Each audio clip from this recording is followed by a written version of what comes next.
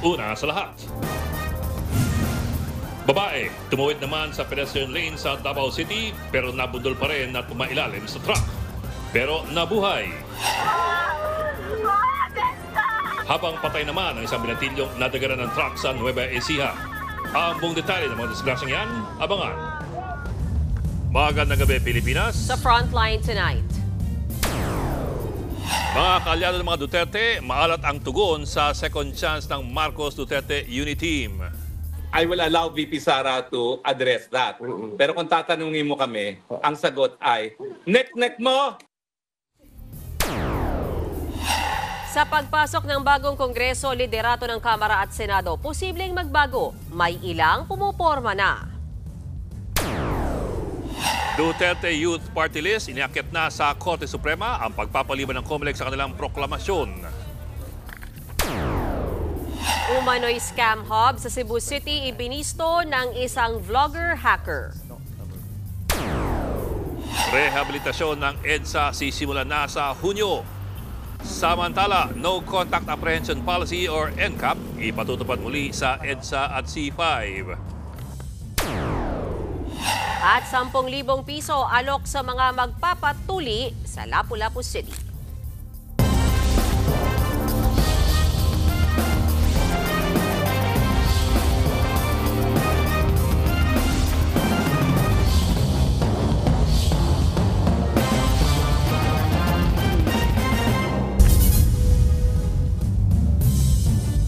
Maalat ang mga kaalyado ng mga Duterte sa pahayag ni Pangulong Bongbong Marcos na second chance para sa Uniteam. Kung talagang sincero raw ang Pangulo, ibalik niya raw muna si dating Pangulong Duterte sa Pilipinas. Nasa frontline ng balitang yan ang aming News 5 Mindanao correspondent na si Bril Montalvo.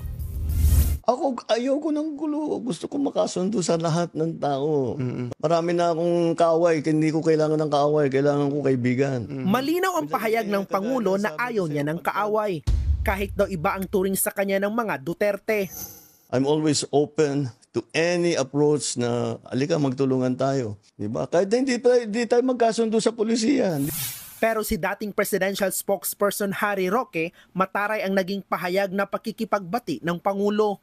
I will allow VP Sara to address that. Pero kung tatanungin mo kami, ang sagot ay, nek-nek mo! Pagtapos mong kidnapin si Tatay Digong, makikipagbati ka, nakawin mo uli dito si Tatay Digong, iuwi mo. Baka po pwede pang magkasundo muli. Otherwise, go jump into the lake. Pero para sa dating Chief Presidential Legal Counsel ni dating Pangulong Rodrigo Duterte, dapat lang humantong sa pagkakasundo ang mga Duterte at Marcos. Pero may dapat daw munang gawin ang Pangulo. Kung yan ay matapat ang kanyang layunin na magipagkasundo na, kailangan unang-una, ibalik niya muna ang Presidente Duterte dito sa ating bansa. Sapagkat klarong-klaro naman na iligal ang ginawa ng mga tao niya. Giit pa ni Panelo, nakita ang galit ng mamamayan sa administrasyon sa katatapos lang na eleksyon. Isang malaking dagok, lindol ang umabot sa kanila. Pinabagsak ang lahat ng mga alyado ng Marcos administration sa karangalalan. Kung yan ay matapat ang kanyang layunin na magipagkasundo na at tugunan niya na ang malawak na suliraning umabagabag sa damdamin ng taong bayan. Sumang-ayon naman si Senate President Chis Escudero kay Pangulong Marcos sa panawagang isang tabi ang politika. Dapat daw hindi magpakain sa politika ang mga lider ng bansa bagkos tutukan ang mga suliranin ng taong bayan. Wala pang tugon ang kampo ni Vice President Sara Duterte sa pahayag ni Pangulong Marcos. Nagbabalita mula sa Frontline, Bril Montalvo, News 5. Kanya-kanya ng pormahan na magkakaalyado para sa liderato ng susunod na Kongreso. Sa Senado, hindi raw dapat ismulin ang Duterte Bloc. Habang sa Kamara, higit 200 kongresista na ang pumirma ng suporta para kay Speaker Martin Romualdez. Narito ang aking report. 20th Congress, bagong Kongreso, bagong liderato? Magpupulong ang Duterte bloc ng Senado para pag-usapan kung kailangan pang magpalit ng Senate President at kung sinong iboboto nila. Ayon kay Senador Bato de la Rosa, hindi pwedeng ismulin ang Duterte bloc. Bukod kasi kay Bato, nariyan sina Bongo, Robin Padilla, Rodante Marcoleta at Amy Marcos. Kamakailan lang, sinabi ni incoming Senator Tito Soto na meron ng ilang kumakausap sa kanya para maging Senate President ulit. Pero sabi ngayon ni Bato, baka hindi lang Escudero versus Soto ang naglalaban. Binanggit niya ang pangalan ni Senator Alan Peter Cayetano at Senator Mig Zubiri. Nauna na rin pinalutang ng isang political analyst ng isa pang pangalan na baka maging Senate President. And the newest name being bantered around is Congressman Marcoleta. So you have, and there is Mig Zubiri, the former Senate President, who still has a core. So when you look at the numbers, it would be interesting how these four individuals will play in the Senate.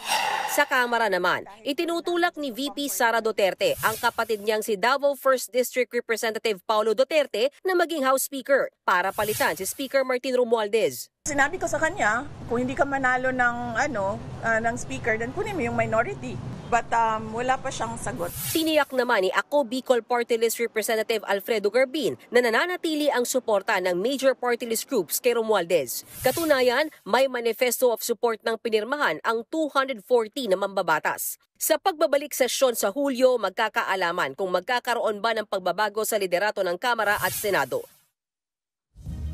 Tinanggi ni Senator-elect Ping Lacson na nakapagkita siya kay VP Sara Duterte pagkatapos ng Bilang Pilipino 2025. Sa kanyang pahayag, natanggap daw siya ng ulat na kinita raw niya at ng isa pang Senator-elect ang Vice Presidente. Pero taas ang tinanggihan ni Lacson dahil magiging Senator Judge siya sa 20th Congress para sa impeachment trial ni VP Sara Duterte. Dahil dyan, hindi raw nararapat na makapagkita siya sa Vice, lalo't na itransmit na sa Senado ang impeachment case. Ang sabi pa ni Lacson, wala namang mali kung makipagkita ang winning senators or congressmen sa vice-presidente kung wala siyang kinakaharap na kaso. Hindi naman malinaw kung saan nagugat ang usap-usapang nakipagkita si Lacson kay VP Sara. Hindi raw hahayaan ni Pangulong Bongbong Marcos na may mambastos sa ating soberanya. Sinabi niya yan sa gitna ng pagmamanman ng ating Coast Guard sa dalawang Chinese research vessel sa ating exclusive economic zone. Nasa frontline ang balitang yan si Maricel Halili. We will never tolerate any act of disrespect against our sovereignty. Wala tayong isusuko, wala tayong papapabayaan.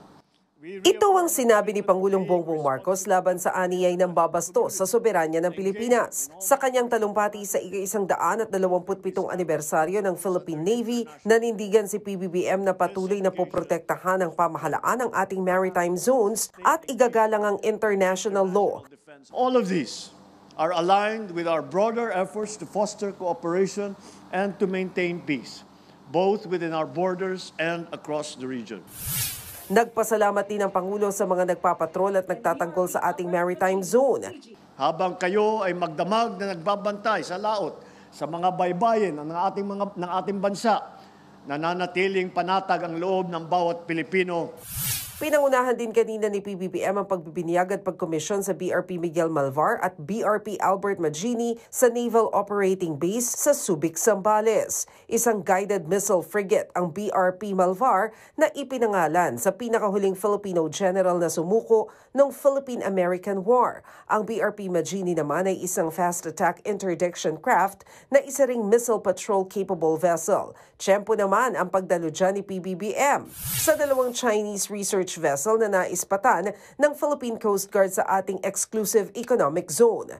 Yan ang Shangyang Hong 302 na nakita sa layong 180 nautical miles sa Rizal, Palawan alas 8 kaninang umaga, habang ang Tan Su Hao naman ay naispatan 130.5 nautical miles mula sa Burgos, Ilocos Norte. The capability of this Chinese research vessel is to conduct deep sea survey. This is the reason why it is also equipped with remotely operated vehicle and even underwater drones. Sa ngayon, nag-deploy na ng aircraft ang PCG para i-monitor ang mga ito.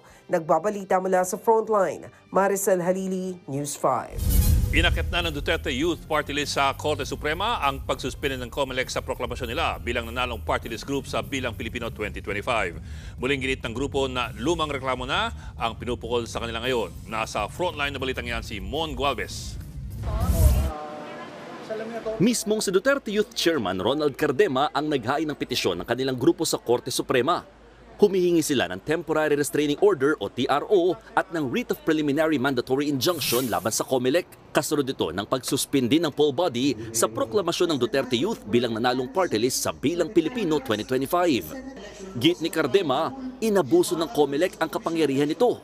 Bakit ngayon, kung kailan tayo ang nasa taas, tayo ay magkakaroon ng 3 seats, bakit biglang sasabihin, very serious yung mga kaso na yun? Very serious pala yung kaso na yun eh. Bakit yung huling hearing natin, December 2019 pa? Kalahating dekada na hindi nyo na-resolve. Nag-ugat ang suspensyon sa reklamo ng Kabataan Party List laban sa Duterte Youth noong 2019. Base rito, hindi raw totoong kinatawan ng kabataan ang Duterte Youth at hindi raw nito tinugunan ang mga isyong kinakaharap ng youth sector. Hindi na raw nagulat ang COMELEC sa pagdulog ng Duterte Youth Party List sa Korte Suprema kasunod na desisyon nilang ipagpaliban ang proklamasyon nito kahapon. Git ng COMELEC, may jurisdiction pa rin sila sa puntong ito dahil may nakabinbin pang mga petisyon na kinakaharap ang grupo. Naakusahan na nga po bakit matagal na na-resolve yung kaso. Ngayong inire-resolve na po natin, mabiblame pa po ang COMELEC. Sana po wag. Sana naman po makihintay na lang na i-resolve namin yung case. Sa naunang pahayag ng Duterte Youth Party List, nagbanta pa silang ilalabas sa mga nalalaman nilang katiwalian daw sa komisyon at kongreso kung hindi sila ipoproklama. Pero ang COMELEC ayaw na itong patulan. Maaari yan ay bugso ng damdamin and therefore irespeto na lang po natin yan. Regardless of the pressures, regardless of the personalities, regardless of the accusations and allegations, there are only very important truths. Number 1, may pending case. Number 2, may issue, legal or factual. Number 3, ma-resolve ng commission. Paggilino ng COMELEC, ang pagsuspindi sa proklamasyon ng mga kandidato o party list ay hindi raw kumwestiyon sa pagkapanalo ng mga ito. Sadyang may sinusunod lang daw sila proseso at nangakong pipiliting maresolba ang mga nakabinbing petisyon hanggang bago mag-June 30. Sa ngayon, nananatili sa division level ang mga petisyong kinakaharap ng Duterte Youth Party List. Pangako ng poll body, re-resolbayin ang kaso sa lalong madaling panahon. Ang commitment namin, we will resolve the case or cases on or before June 30. Nagbabalita mula sa frontline, Mon Gualvez, News 5. Hindi lang daw simpleng pag-aayos o rehabilitasyon ang gagawin sa EDSA ayon mismo sa Department of Transportation. Ang tawag nga nila dyan ngayon, total rebuild. At para ibsan ang magiging epekto niyan sa daloy ng trapiko, pinagbigyan na ng Korte Suprema ang partial lifting sa no-contact apprehension policy. Nasa frontline ng balitang yan si Gerard de la Peña. Nagkalat na ang mga karatulang ito sa iba't ibang bahagi ng EDSA. Warning yan sa mga motorista para paghandaan ng matinding traffic bunsod ng EDSA rehabilitation sa susunod na buwan. Ayon kay Transportation Secretary Vince Dizon, hindi ito simpleng road reblocking lang at paglalagay ng asfalto. Total rebuild. Babaguhin na natin ang EDSA. Mahirap siya habang ginagawa, magta-traffic, may perwisyo, pero pag natapos ito, talagang napakalaking ginawa nito para sa mga kababayan natin. Ayon sa MMDA, maglalatag ng detalyadong guidelines kaugnay sa mga alternatibong rutang pwedeng daanan ng mga maapektuhang motorista. Siyempre rin sa paghahanda sa EDSA rebuild ng DOTR at DPWH ay ang pagbabalik ng No Contact Apprehension Policy o NCAP. Ito yung paggamit ng mga CCTV sa mga kalsada sa halip na traffic enforcer para sitahin ng mga traffic violator. Kanina, inanunsyo ng Korte Suprema ang paglift sa Temporary Restraining Order para sa NCAP. Inilabas ang desisyon matapos maghain ng urgent motion ng MMDA at Office of the Solicitor General kaugnay ng TRO. Giit ng MMDA, sa pamamagitan ng NCAP ay mas epektibo raw nilang matutugunan ang pagbigat ng daloy ng trapiko sa mga pangunahing lansangan sa Metro Manila. Partikular pag nagsimula na ang malawakang pagsasaayos sa EDSA. May mga natuwa namang motorista sa balitang ito. Pwede, mas safe. Mas safe? Oo. Tsaka iwas kotong na rin sa mga sa mga enforcer na mas maganda kung direkta na sa government. Sa ngayon, kabilang sa mga tinukoy na lugar kung saan paiiralin muli ang NCAP ay ang EDSA at C5. Ayon sa SC, pwede na itong ipatupad ng MMDA sa lalong madaling panahon. Kung may NCAP na yung mga violators hindi na namin kailangan parahin, magtalo, issuehan physically ng ticket, na habang ginagawa yon ay nakakaabala pa sa traffic.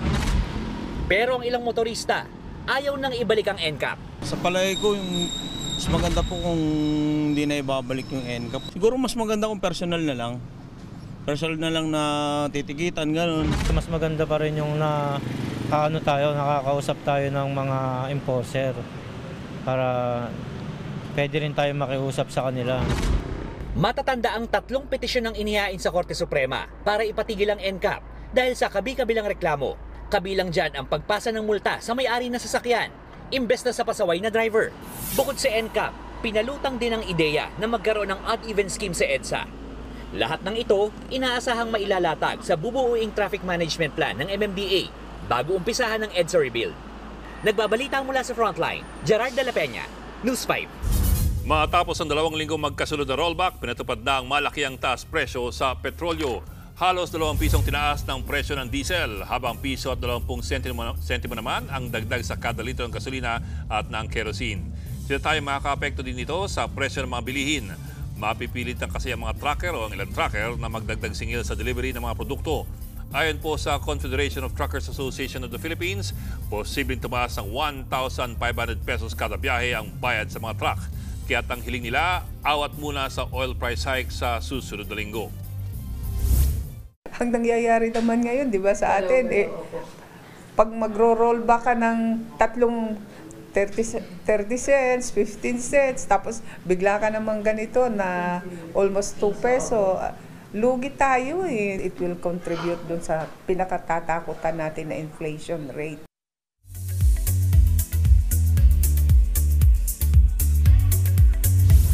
Showbiz Tonight na tayo. Mukhang pumapag-ibig si Totoy Bato star Diego Loizaga. I'm talking to someone pero I don't think I'm ready for marriage. Yan ang say niya sa News 5 tungkol sa kanyang love life. Single dad si Diego at nababalance niya naman daw ito at ang kanyang work, especially sa Totoy Bato. At dahil intense ang bakbakan, intense din daw dapat ang kanilang ensayo at diet. Panoorin si Diego sa Totoy Bato tuwing 7:15 p.m. sa primetime primera ng TV5. I've been starving myself for the past 3 months. What demand is it na hinihingi sa'yo? That's why this is needed. They said, para tumaas yung ratings, kailangan hubad kami ni Billy lagi. Umaalma si Andy Eigenman sa mga nagsasabing pinabayaan niya ang kanyang sarili sa paninirahan sa Siargao. Sa video ni Andy, ipinakita niyang nagpapahid siya ng sunscreen. Marami raw nag-a-assume na wala siyang pake sa kanyang skin dahil palagi siyang nakabilad sa araw. Marami naman ang nagpakita ng suporta kay Andy. Kasama ni Andy sa isla ang kanyang partner na si Felmar Alipayo at kanilang mga anak. May mga pasabog pa akong showbiz scoops mamaya, so stick around. Susunod, lalaki sa Pasig, pinagbabarel dahil napagkamalang magnanakaw. Binatilyo naman sa Nueva Ecija, nadagana ng truck na may kargang mais. Investment scam hub na kunwaring call center na bisto sa Cebu City. At 2 asong dinala sa isang training facility sa Marikina, bakit namatay? Magbabalik pa ang Frontline Tonight.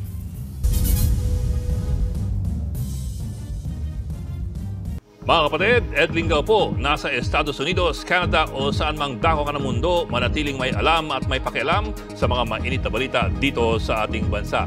Simulan natin ang bawat araw sa tuloy-tuloy na balitaan sa Frontline. Mag-follow at mag-subscribe sa social media pages ng News 5.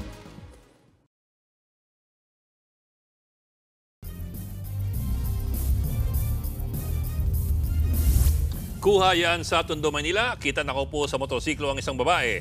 Maya-maya, isa pang babae ang dumating at nanggulpe. Namaga ang mukha ng biktima at nagkapasa sa iba't ibang bahagi ng kaniyang katawan. Base sa investigasyon, selos ang punot dulo niyan. Ex kasi ng binugbog ang kinakasama ng suspect. Patay sa pamamaril ang isang lalaking inakalang akyat bahay sa Pasig City. Ang biktima, nagmakaawa pa raw pero tinuluyan pa rin. Nasa frontline na balitang yan si Gary De Leon. Kuha ang CCTV na ito pasado 1:00 ng umaga noong May 13 sa barangay May Bunga sa Pasig. Makikita ang pagresponde ng mga taga-barangay. May dumating din na mga pulis. Maya-maya mapamansing may bitbit na silang lalaki na wala ng buhay.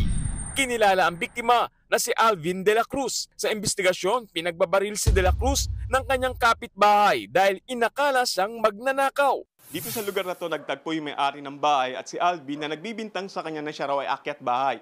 Pero nagpakilala na si Alvin na napadaan lang dito sa iskinita na to. Yun nga lang kinubkob na si Alvin ng 2 apo ng may-ari ng bahay. Maya-maya naganap na ang pamamaril. Pero matapos nito, bago dumating ang mga pulis, kinaladkad pa ang bangkay ni Alvin at inilipat dito sa pwesto na ito. Kwento ng kapatid ni De La Cruz, narinig na nila ang komosyon sa pagitan ng biktima at sospek. Nakiusap pa raw sila na ipabarangay na lang ang kanilang kapatid kung totoong magnanakaw. Nagmamakaawa siya na huwag siyang barilin kasi may anak po siyang 2 years old.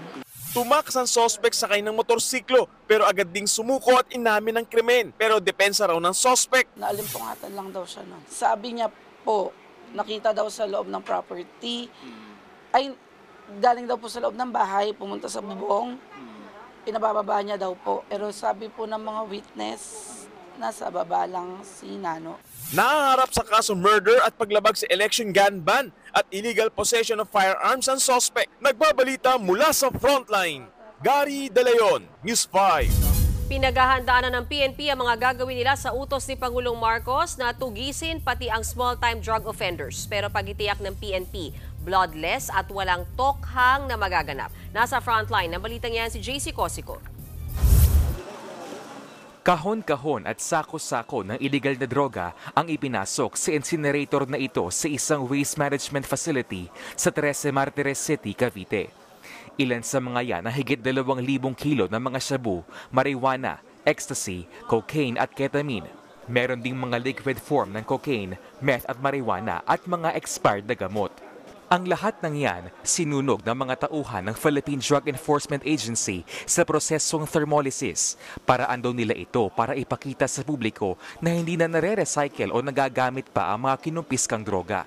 After itong burning na ito, may iwan pa rin yung ating chemist sa PIDEA to see to it na itong mga assets ay useless na. May higit 1 tonelada pa ng illegal na droga ang nasa poder ng PIDEA na naghihintay pa ng clearance mula sa korte para rin sirain. Sa ulat naman ng Dangerous Drugs Board, bumaba raw ng 16.6% ang mga gumagamit ng illegal na droga sa bansa nitong 2023 sa ilalim ng Marcos administration. Sa kabila niyan, pursigido pa rin ang pamahalaan sa kanilang bloodless war on drugs.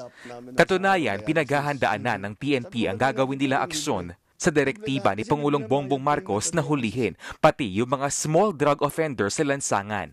Isa sa mga nakikitang paraan ng PNP ay ang muling pagpapalakas sa Barangay Anti-Drug Abuse Council na siyang may hawak ng listahan ng mga sangkot sa pagtutulak ng droga. Pero paglilinaw ng PNP, hindi nila ibabalik ang dating gawi, gaya ng madugong oplantokhang ng Duterte administration.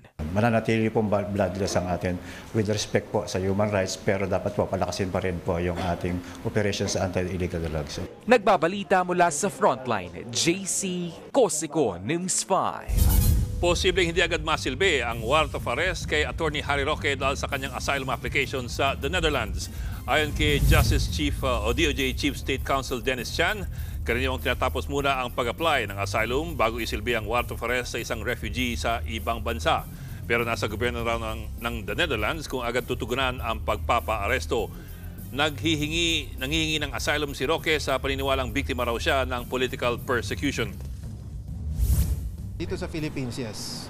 When we receive information na may warrant of arrest, we just inform the concerned authorities that there is a pending asylum application that we have to resolve with finality first before we can move forward with that warrant of arrest.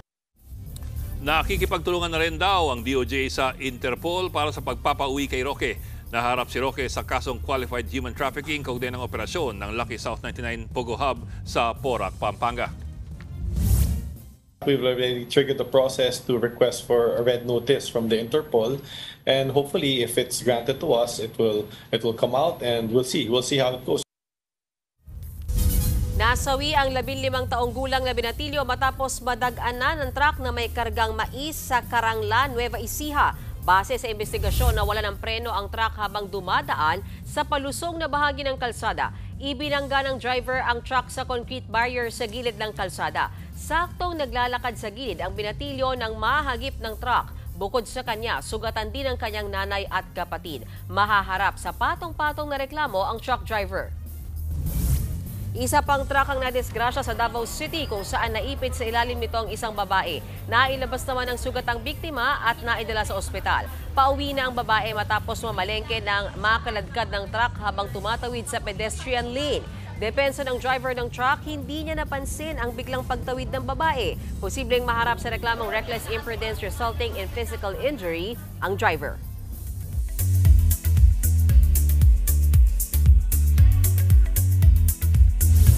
Pinaimbestigahan daw ni US President Donald Trump ang mga Hollywood celebrity na umano'y nag-endorso kay Kamala Harris ng may bayad. Kabilang sa mga kinuwestiyon ni Trump ang pangangampanya ni na Oprah, Bruce Springsteen at Beyonce. Natalo ni Trump si Harris sa eleksyon pero posibleng paglabag daw sa campaign rules kung mapatutunayang binayaran ang mga artista para mag-endorso. Wala pang tugon ang mga sinasangkot na celebrity ni Trump. Susunod, scam hub sa Cebu City na nambibiktima ng mga foreigner, ibinunyag ng isang vlogger. Dalawang aso na dinala sa isang training facility, patay dahil umano sa heat stroke. Pero duda riyan ang kanilang fur parents. At 3 magkakapatid na Filipino-Canadian patay nang mabangga ang kanilang sasakyan. Tutok lang mga kapatid dito sa Frontline Tonight. Mga kapatid, Mean Los Baños po. Nasa Europa o saan mang dako ka ng mundo, manatiling may alam at may pakialam sa mga maiinit na balita dito sa ating bansa. Simulan natin ang bawat araw sa tuloy-tuloy na balitaan sa Frontline. Mag-follow at mag-subscribe sa social media pages ng News 5.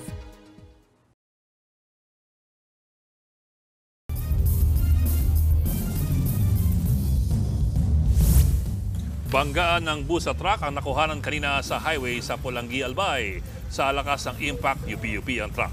Nailigtas naman ang mga sakay ng bus bagamat 3 ang sugatan. Base sa investigasyon, nangyaring aksidente nang mag-overtake ang truck at kainin ang linya ng bus.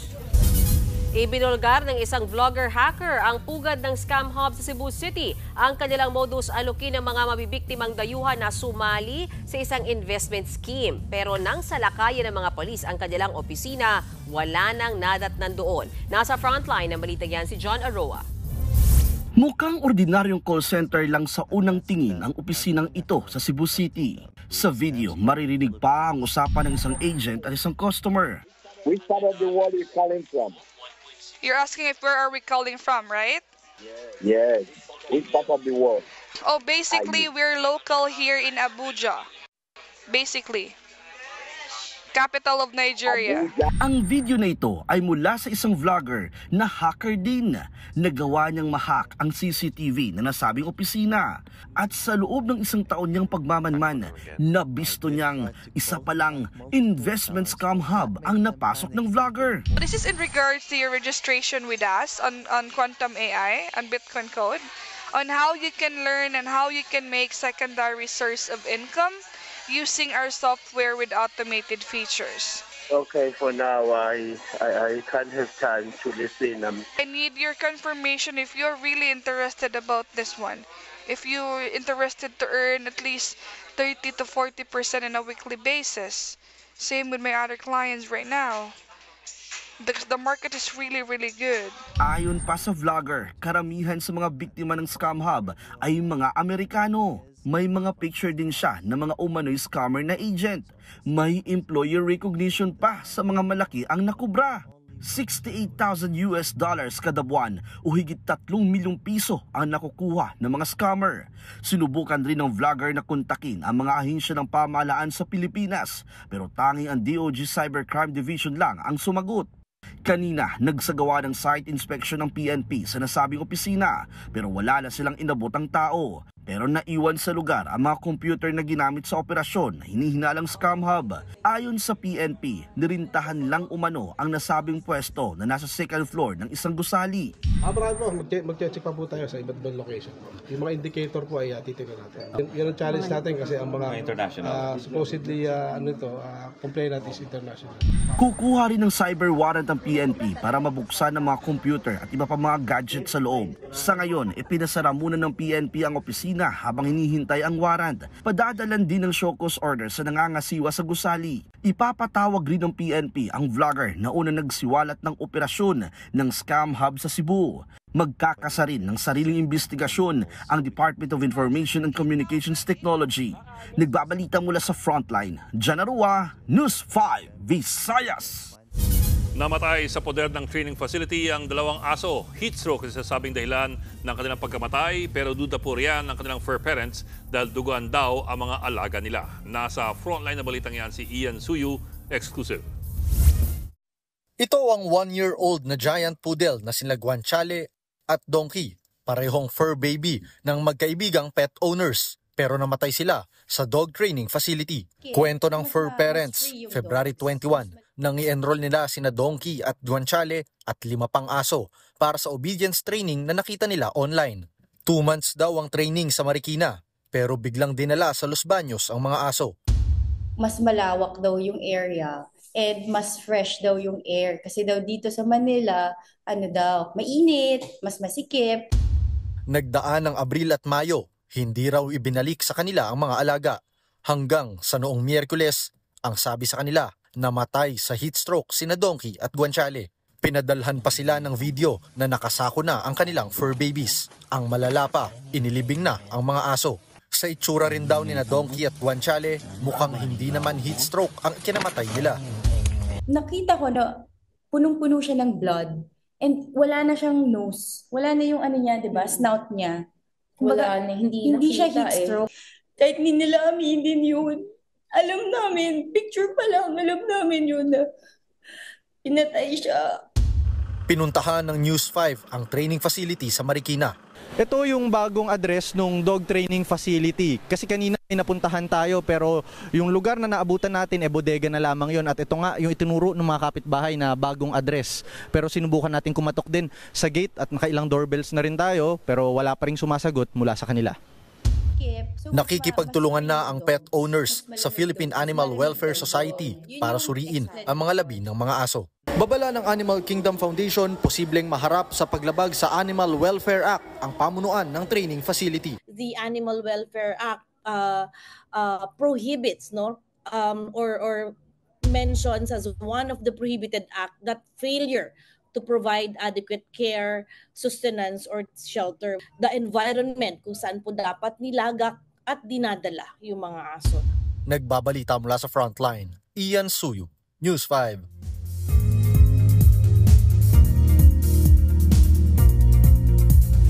Mga kapatid, maghanda sa mga biglaang ulan kahit may init o mainit. Ayon sa pag-asa sa pool ng Intertropical Convergence Zone o ITCZ ang Mindanao, Western Visayas, Negros at Palawan. Yan ang salubungan ng hangin mula sa Hilaga at Timog. Ang epekto niyan, maghapong ulan sa Mindanao. Posible ang magdulot ng baha at landslides. Sa Coronadal City nga, may magkasintahang nalunod sa falls. Umapaw daw kasi ang tubig dahil sa lakas ng ulan. Isang senior citizen naman ang nalunod sa Kumalarang, Zamboanga del Sur. Tinangay siya ng umapaw na tubig sa creek. May nalunod ding bata sa umapaw na Davao River. Bukod sa Mindanao, posible ring umulan bukas ng umaga sa Palawan. Magpapaulan din sa hapon ang easterly wind sa Pangasinan, Tarlac at Zambales. Sa kabila niya, naitala kanina sa Dagupan City ang pinakamainit na heat index na 48 degrees Celsius. 46 sa Apari at 45 sa Lawag City at Tuguegarao City. Sa forecast bukas, Dagupan at Apari pa rin ang may highest heat index na 46 degrees Celsius. Mag-ingat dahil nakaka-stroke ang ganyang init.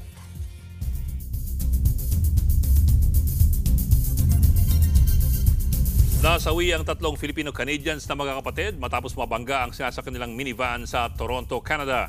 Nasa edad 15, 13 at 6 ang mga biktima. Ayon po sa mga report, nasa intersection ng sasakyan ng mga biktima nang mabangga ito ng isa pang umaharurot na minivan. Sugatan naman ang kanilang nanay at isa pang kapatid. Nawalan daw ng kontrol ang 19 na taong gulang na driver ng nakabanggang minivan at hinihinala pang nakainom. Inaresto siya at naharap ngayon sa patong-patong na reklamo. Isang GoFundMe page na ang binuksan para sa mga nais mag-donate sa pamilya ng mga biktima.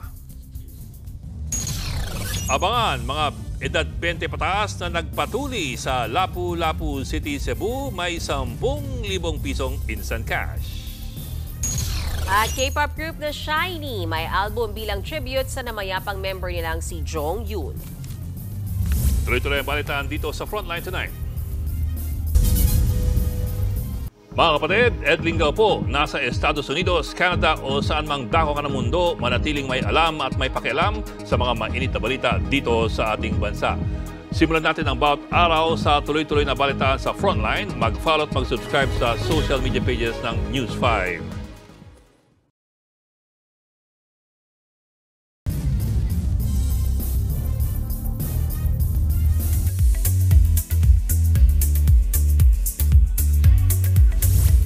Maglalabas ng bagong album ang K-pop boy band na SHINee bilang tribute sa namayapa nilang member na si Jonghyun. Yan ay ang Poet.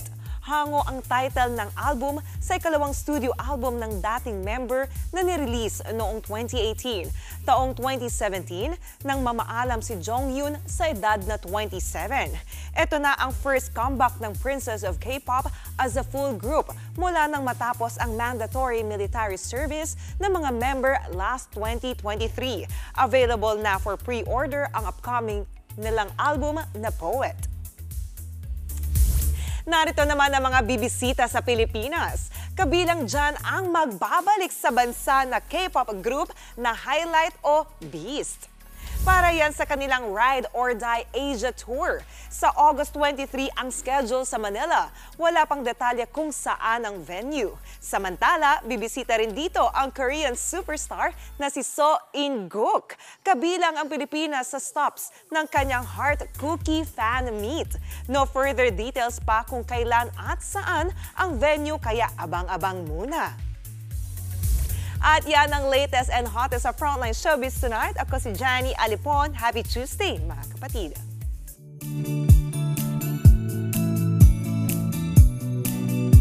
At para naman sa ating pabaong pampa-good night, para po sa mga magbibinata dyan, may naghihintay na 10,000 piso sa mga magpapatuli. Aba, feel na feel mo ang pagkakabasa mo niyan. Easy money kung ituring na ginagawa ngayon sa Cebu. May unang matapang na kumasa sa libreng operasyon na yan sa Lapu-Lapu City. Nakatakip ang mukha. Oo nga. Paano matapang? Oh, siya ang 27 anyos na lalaki. Sorry. Personal na inabot ng ilang opisyal doon ang kanyang reward na 10,000 piso.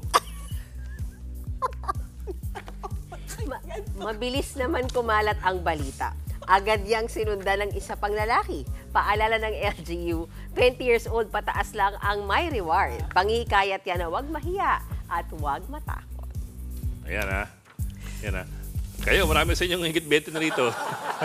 Pagkakataon, sagot ko yung pamasahe kung magpapaano kayo. Sino dyan ang hindi patuli? Takers, any takers. Bago po yung magpachapsoy. Oo. Sayang. Walang nag-take ko. Mamaya ibubulong lang daw sa'yo. Text ka na lang daw, sir. Oo, irororo namin kayo. Sige. Roro. Kahilo. Ang tagal na, sir. Kahilo. Teka. Baka masita tayo dyan. At yan po, 45 minuto paghimay sa Malagang Headlines. Balitan at diskusyon para sa paghubog ng matalinong opinion. Kami niyong kasangga sa pagbabalita. Ako po si Mayan Los Bayos. Ako lang po si Ed Lingao. Magandang gabi.